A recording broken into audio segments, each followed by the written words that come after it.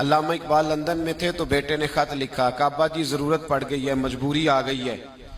कुछ पैसे किसी से उधार ले लूं, जब आप वापस आएंगे तो लौटा दूंगा। तो इकबाल ने अपने बेटे को खत लिखा और उस खत के अंदर एक नज्म लिखी और क्या अंदाज इख्तियार किया, जावेद के नाम उस नज्म का नाम रखा। इकबाल कहने लगे, दियारे इश्क में अपना मकाम पैदा कर, अब्बे के सहारे जीना अब छोड़ दे, अब वालिद को बैसाखी बना के आगे बढ़ना छोड़ दे, दियारे इश्क में अपना मकाम पैदा कर, नया जमाना नए सुबह शाम पैदा कर, खुदा अगर दिल फितरते शनास करे अता तुझको,